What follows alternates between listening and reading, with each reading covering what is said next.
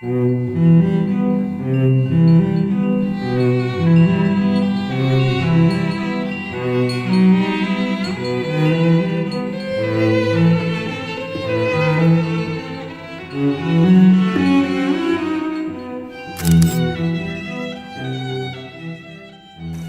think George Carlson is a fellow who allows himself to still have childlike characteristics, who responds to things in a very immediate way. I read a lot. I like philosophy. I like to understand the deeper aspects of life, but at the same time, I don't like to get so, shall we say, jaded that I can't respond in a childlike way to things. And I think that's probably where my artistic nature comes in. When I was 7, 8, 9 years old, I was an intense bird watcher, and then a butterfly collector, and then eventually moved into reptiles and all kinds of things as I could afford to build bigger cages as a kid. If I'm going to again examine my life, I suppose it goes back to, in our household, my mother played classical piano, and she of course wanted me to follow in that direction, which I was very rebellious about. But it did teach me to appreciate, however, classical music. To this day, that's primarily what I play, and I primarily do play a lot of sonatas and concertos by various classical composers. But what really happened as I got into painting, which started out at the American Academy of Art in Chicago, we had a lot of very good teachers that taught in a very fundamental, down-to-earth, but very informed way of looking at anatomy, the way of looking at how a form is built up. And as a painter, the first thing you have to understand is how is it built up as value. What is the black and white value of anything you're doing? Some of the exercises we did for like a year, always in black and white, not color, is you can only have one white area on it and one black area on it, and everything else had to be middle value. So they really taught you the importance of trying to get these subtle halftone and middle value changes. And then when you added color to it, now you're thinking in terms of the hue of the color. Is it red, yellow, or blue, or the variations of it? And then are those colors, they have an intensity? Are they a raw, are they a pure color, or are they a grayed down neutral color? And then, of course, the last thing is, what is the temperature of that color? Does it lean towards a cool range, or does it lean towards a warm range? And this allows a painting to move in and out. Cezanne basically did that in a lot of his cubistic-looking landscapes, where he would use temperature changes to actually push a color back or pull it forward. And that's been the fun part, is all the knowledge that I have now about color through making my color charts, and just I go outside and do a lot of research with how light hits an object. But then I'm freed up to where I can just then use these different tools to take all this information of mixing the paint to get the right color, the right value, and I want to get it on the canvas in an interesting way. To me, it's like putting energy into a painting. That's exactly what I feel about sculpture, by the way. Vitality and energy are really important to me. And that's the type of thing I want to get into both mediums.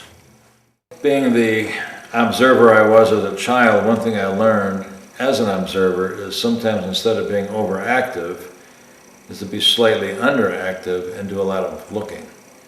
And I mean, I could literally, when I was a kid, which is probably unusual for that age, but I could sit in a little blind in the woods up in Wisconsin and just sit there for hours with my binoculars studying things around me. And now I think the way I do it is I go out to a landscape, and I love the hiking area. I mean, I can spend days out there hiking.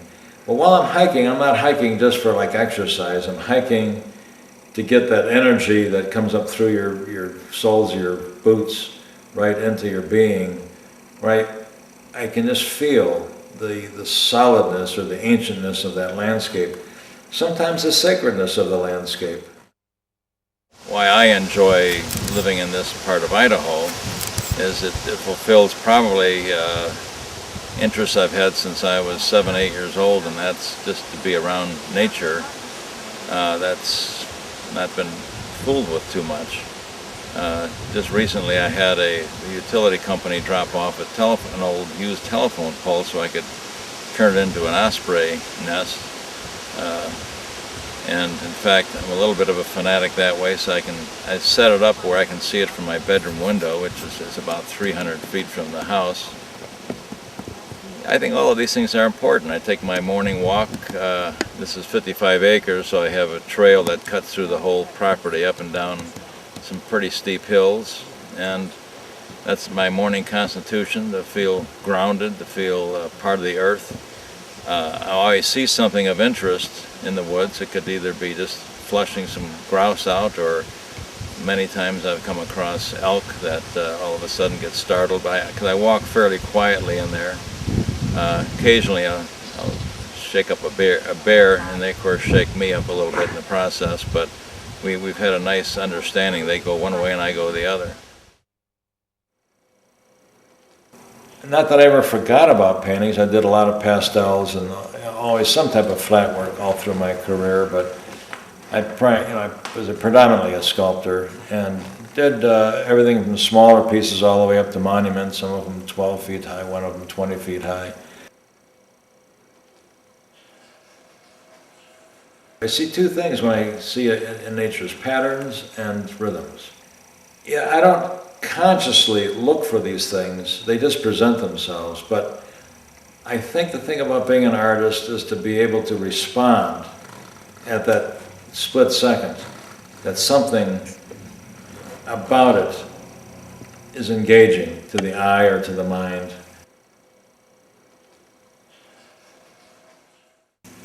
Well, this is called a silent hunter. In fact, I'm probably blocking the main character in here, which is a northern harrier. It's a type of a hawk that lives in open country, and he's flying along the stubble looking probably for mice or snakes. And this country here is south of here, about 2.5 hours, and it's called the Palouse. And the Palouse was formed millions of years ago by silts blowing in from probably hundreds of miles south of here, and it created sort of a sand dune effect of this very rich topsoil. And to this day, it is probably the best producer of dryland farming in the world. They mainly grow wheat and legumes down in this country. And what I like about it as an artist is it's very severe, very abstract. What drew me to do this painting to begin with was the abstract qualities of it.